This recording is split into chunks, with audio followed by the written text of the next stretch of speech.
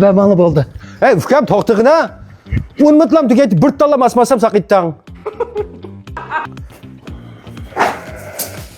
Adaş pulni qachchidi. Qaysi pulni? Atinaga men ko'yib deydi ya.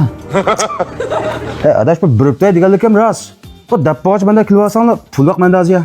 Og'alvaldiga lezzat tutqada sil men ko'yib deb alayt chidim emasman. Bu biribtay deganligim rost. Menda hozir pul yo'q. Men birasini tepib birasizlarga javonan biribtay. Og'alvaldiga lezzat turimiz adaş ey. Adash men sizlarga pul biribtay dedim. Siz bitgan bir qazim yo'qmi meniki? Sen berib tutgan pul mening pulim, berib tursan ishiltimaz bola, ada gach aldirayım ben. Yo'qlar mangay. To'xtab tur, yomon kelsa ko'glikini ko'ktimi to'xtab tur. Yomon kelsa to'xtab tur, ko'glikini endi ko'ktiyotaman men.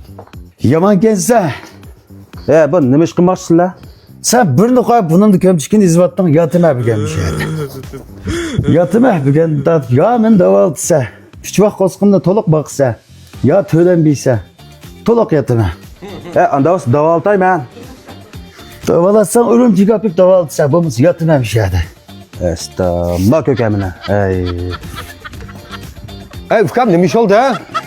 Ay, nima ish oldi, ukam nima ish oldi? Chiziqmi? Chiroq aka, chiroq. Nima bo'libdi aka? Men ko'kamiga men pul biribtay deb sotganman. Ha. O'tganlik gapilibdi. Pulni va deb. Men biribtay degan pulni men qazdakaman meningga. Ha. Ochimgul bay menga ishonib qildim, menga deb ishlasam, meni urib buni ko'mishkin izvatdan yotima, to'lanmaysa, bo'lmasa do'xonga davolsa, mushat etib shuxtam qilib ta'minlasa, ashlab tuyoldi. Bu malda ko'kamlik qilib bozaqimga odam yo'q, qamadi bu ko'kamiga. Endi kunni mushat men davolasa deb yotimish. Ay, bek oson-ku ukam bu. Qanday deysiz? Menga demamsan bunday gapni. Bunda ko'kamini bir karvatlam davolaymiz ukam.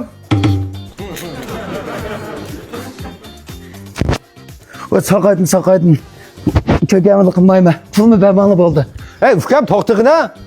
Unutlam tugaydi, bir talla masmasam saqitdan. आंखें खुली हो या